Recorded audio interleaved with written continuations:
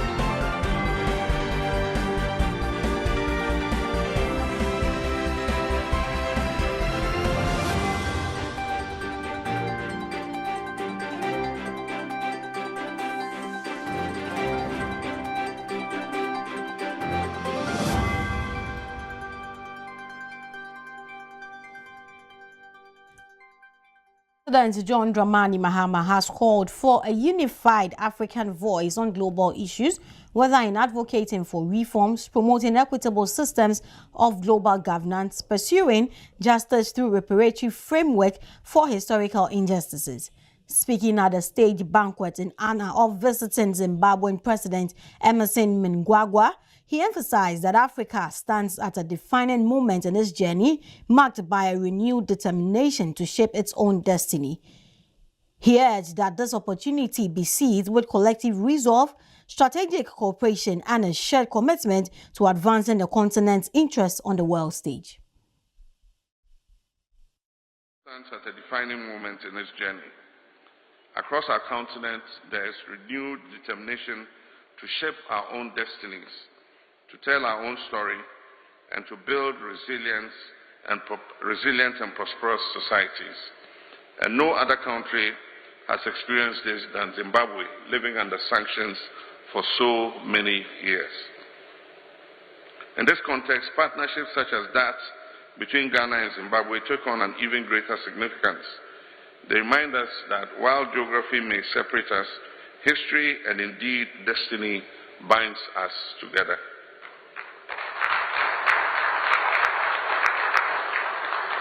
As we strengthen our bilateral relations, we remain equally mindful of our collective responsibilities within Africa and the wider global community. The African Continental Free Trade Area presents us with a historic opportunity to deepen intra-African trade, build resilient value chains, and unlock the full economic potentials of our continent.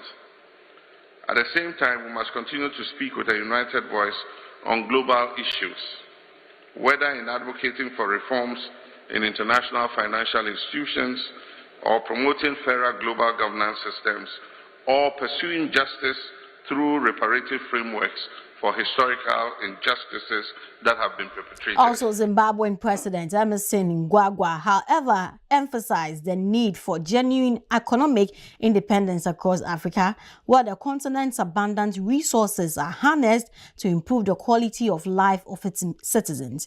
He stressed that this vision must translate into tangible benefits, particularly for women and young people who remain central to Africa's future growth and prosperity. In the future, we share the desire for the true independence of our economies, where our people benefit from the rich resources of our continent for a higher quality of life, especially for women and young people. Our engagements, therefore, present us with an opportunity to translate our strong historic bonds into practical economic dividends, to scale up the modernization, industrialization, and sustainable development of our two countries. Opportunities exist for stronger business-to-business economic cooperation, to upscale our bilateral cooperation. Riding on the operationalization of the African Continental Free Trade Area, there is equally need to increase our trade. It is pleasing to note that the AFCFTA has found its natural home in Ghana. Now, in other news, Ghana has hosted a high-level technical convening on solar radiation modification, bringing together global experts to examine emerging climate solutions. Minister of State in charge of climate change and sustainability, Isifu Seidu, urged a cautious approach, stressing that such technologies remain uncertain and do not tackle the root causes of climate change. He also underscored the stark reality that although Africa contributes minimally to global emissions, it continues to bear the brunt of the most severe climate impact. Raya Samoa has more in this report. Caution and inclusive global dialogue on emerging climate technologies as it holds a high-level convening on solar radiation modification in Accra. In an opening remarks, the Minister of State for Climate Change and Sustainability, Isifu Seidu, emphasized that although Africa contributes minimally to global emissions, it remains highly vulnerable to climate impacts. He warned that rising temperatures, extreme weather, and shifting rainfall patterns are already affecting key sectors like agriculture, with Ghana's cocoa production under threat. Mr. Seidu added that without urgent intervention, climate change could push at least 1 million Ghanaians into poverty by 2050. Africa is home to nearly 19% of the world's population, yet it contributes only 3 to 4% of cumulative global greenhouse gas emissions. Such approaches do not address the root cause of climate change, which lies in greenhouse gas emissions. They do not resolve challenges such as ocean acidification and their influence on long-term processes like sea level rise would be limited. A research scientist at the University of Cape Coast, Dr. Francis Nkoma, highlighted that while SRM could help moderate extreme temperatures, more research is needed to fully understand its long-term effects. This SRM technology, if ever it is going to be done, does not take the place of mitigation and adaptation. And therefore, it is complementary to all these methods or this strategy that we already have. And therefore, we shouldn't look at it that it's coming to destroy us per se, but we first of all have to understand if ever there are good prospects in it, and even if there are, how is it going to one way or the other harm us, or how it is going to help us. The meeting brought together scientists, policymakers, and international partners to examine the risk, ethics, and governance of such technologies, as Ghana is calling for stronger global cooperation, emphasizing that climate solution must be equitable, science-based, and inclusive. For Woezor TV, Richard Samoa. Now moving on, stakeholders in Ghana's small and medium-sized enterprise sector are calling for urgent structural reforms and targeted capacity-building initiatives to reverse the sector's declining trajectory. They warn that sustainability of small businesses is under threat, citing data showing that nearly 3/4 of SMEs collapsed within the first 5 years. There's more in this report. Going over the high rate failure of small businesses in Ghana, with nearly 3 out of 4 enterprises collapsing within their first 5 years. The trend has been largely attributed to weak financial management, poor business structures, and limited risk planning. At a training clinic organized by Ephesians Business School in collaboration with SME Grow Africa, lead trainer Daniel Saki revealed that 74% of businesses fail within 5 years. 74% of businesses that are started in Ghana will go down by the end of the 5th year. Only 26% will survive. We want to get our SMEs to understand the fact that they must be part of the 26% that will survive. Because when you don't control what comes in and what goes out, naturally you cannot see whether your business is performing or doing badly. Entrepreneurs were taken through key areas including bookkeeping, working capital management, and risk mitigation. MTN SME Sales Manager for the South, Louisa Anefi, says supporting small businesses with the right tools and training is critical, describing SMEs as the backbone of the economy. This initiative seeks to support small businesses with training, the requisite training that they need to be able to scale up their businesses. We do this because we realize that SMEs are the backbone of the Ghanaian economy. And so if we do not empower them with the right tools to be future ready, then it leaves a gap in the market. Executive Director of SME Grow Africa, Kwesi Ofori, says the focus is on building resilient businesses that can grow, remain competitive, and outlive their founders. We work with various partners across the globe. So whilst here, we're trying to scout out about 5 to 10 businesses whom we can support and connect with our partners for international collaborations, JVs, and other partnerships, funding and investment for SMEs, and trying to bring real meaningful solutions to SMEs. Stakeholders say strengthening financial discipline and business structures will be the key to reversing the trend and ensuring long-term sustainability in Ghana's SME sector. For Woezor TV, Ellen Frimpong. So some issues on tomato supply. Mafil's Trust Ghana, operators of Mafil's farms at Dowenya in Accra, has set to supply 3,000 tons of tomato to the local market to boost food security. The announcement comes at a crucial time following Burkina Faso's ban on tomato exports to Ghana. The Minister for Food and Agriculture, Eric Opoku, disclosed this during a visit to the farm, where he expressed satisfaction with operations and praised the use of modern farm technologies. He noted that ongoing greenhouse and open field cultivation, along with improved seed production, will help ensure steady supply and stabilize prices. And today I'm happy to see that all the facilities are being utilized. And under this environment, we will ensure continuous production of tomatoes.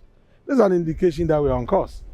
And the fears of the Ghanaian people must be allayed that Ghana has the capacity to produce sufficiently to feed our people. The brief we have received from those managing the center, they indicate to us that at the end of the year, they are able to produce 3,000 tons. 3,000 tons. And they are also into open field activities. So that is going to increase the output that they envisage from the site. And so looking at what they are doing, especially the open field activities, we think that things are underway to ensure sufficient production of tomatoes to feed the Ghanaian people. Right, moving on from the tomato production, Ghana Revenue Authority has intensified its enforcement operations, shutting down several businesses across Accra and Tema over tax violations. The exercise uncovered offences including failure to remit VAT under declaration of sales and illegal charging of VAT by unregistered entities. According to the Assistant Commissioner for the Accra Central Enforcement Area, Joseph Ajekwe Anan, landlords and property owners are expected to ensure that businesses operating on their premises are duly registered and compliant as the authorities continues to crack down on offenders. Say that if you bring a criminal to your home and it is established that it's a criminal, you yourself, you have questions to answer. So what I'll say, I'm not saying that they are criminals, but what I'm saying is that you also have a role to play. You have a responsibility to be sure that whoever comes to your home to do business, that's the right thing. Because we wouldn't know. Look at where we came from. If we have not gotten an intel that this is what these people are doing, we wouldn't have known. But you, the owner, should be sure. You must even check whether they are paying their taxes. Because the checking to ensure that people do the right thing is not the responsibility only GRA. All of us are involved because we collect the taxes for all of us. But some people must do the dirty work. That is why we are doing it. But the issue is that whatever comes to us by way of collection goes into the consolidated fund, which is used to finance roads, hospitals, and everything. Even where we stand, the roads that we rode on to this place. Well, finance, but if you don't do that, you have to go for loans at a higher cost by way of interest. But if we do it within, and in any case, the loans, how do we pay them? It's still the taxes.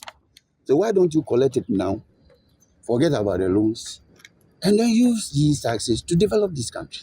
Now, there's some good news for teachers, where the government has announced plans to recruit 7,000 teachers across Ghana as part of efforts to strengthen the education sector and address staffing gaps in schools, particularly in underserved communities. The announcement was made by Minister for Education Haruna Idrisu during a media briefing on Wednesday, April 1, where he outlined key details of the upcoming recruitment exercise. Announce that the Ministry of Education has received clearance and approval from the Ministry of Finance for the recruitment of teachers across the country. We will be recruiting at least 7,000 teachers.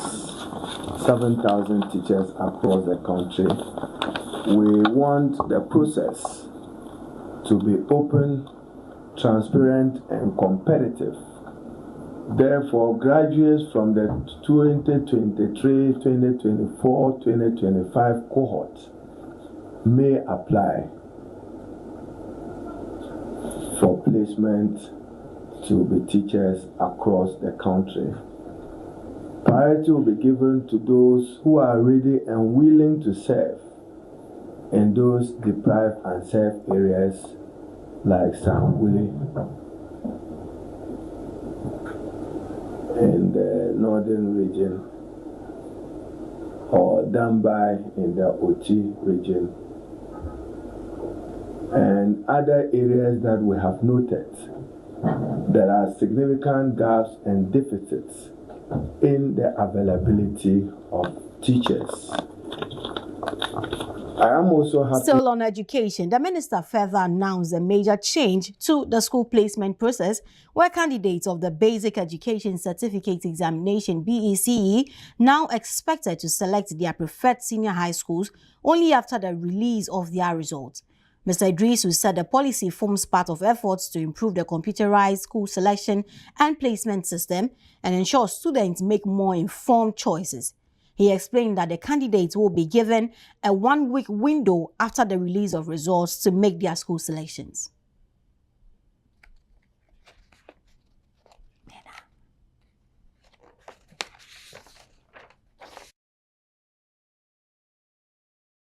The Minister for Roads and Highways, Governs Kwame Abuja, has inspected key road projects under the government's Big Push initiative aimed at accelerating infrastructure development and improving road connectivity across the country. The tour covered major projects in Greater Accra region, with government expressing confidence in timely completion by 2027. There's more in this report. Roads and Highways, Kwame Governs Abuja has inspected selected key road projects under the government's Big Push initiative aimed at accelerating infrastructure development and improving road connectivity across the country. The minister was accompanied by the Deputy Roads Minister, as well as engineers and officials from the Ministry of Roads and Highways and the Ghana Highway Authority. The inspection covered key projects, including the Tetekwashi interchange to Tema motorway expansion, the Tema runabout to Central University Road, the Dowenya to Afinia to Dodowa stretch, and the Adenta to Dodowa Road. Addressing the media, the minister expressed satisfaction with progress and reiterated government's commitment to promoting local contractors. We do this simply because we want to tell you a story that is changing, the Ghanaian story. The Ghanaian contractor, the Ghanaian road contractor is an excellent contractor. The Ghanaian road contractor can match any contractor from anywhere in the world, especially when we are using our own money. The president would always prioritize the Ghanaian contractor. There's nothing we've seen today on this road that cannot be done by a Ghanaian, and indeed they are doing it. At the Tema motorway expansion project, he expressed confidence in its timely completion, indicating that government has met its financial obligations to ensure steady progress. He further revealed that the ministry is close to selecting a concessionaire for the implementation of an electronic road tolling system. So the good thing is that the public is very much aware and is happy for the reintroduction of the e-tolling. We're going to make it as fair as possible and as easy as possible to pay.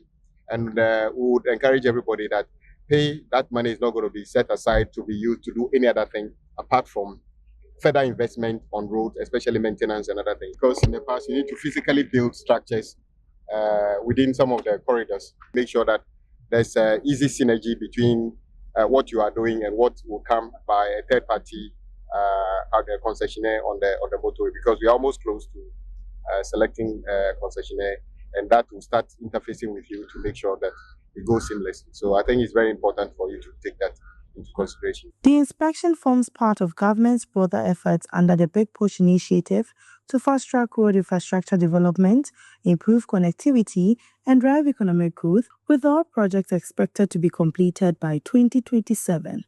Reporting for Woezor TV, Kalenda Anankwanza. Time now for some international news.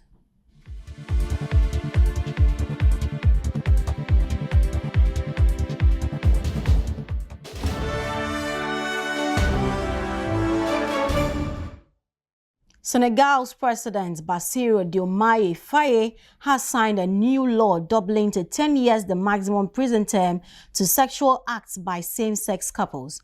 The new law also criminalizes the promotion of homosexuality, which includes any public representation and financial support by individuals or organizations, and provides for 3 to 7 years in prison for those found guilty.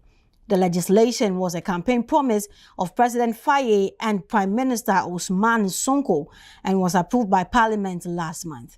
UN Rights Chief Volker Turk has described it as deeply worrying, saying that the anti-LGBT legislation flies in the face of sacrosanct human rights. The UN official and rights group have urged the president not to sign it into law, but the government dismissed the international criticisms, arguing that the measures reflected the views of the Senegalese people. Now, this brings us to the end of the Woezor TV Reports. Many thanks for staying with us. I am Karen Naoyokoti.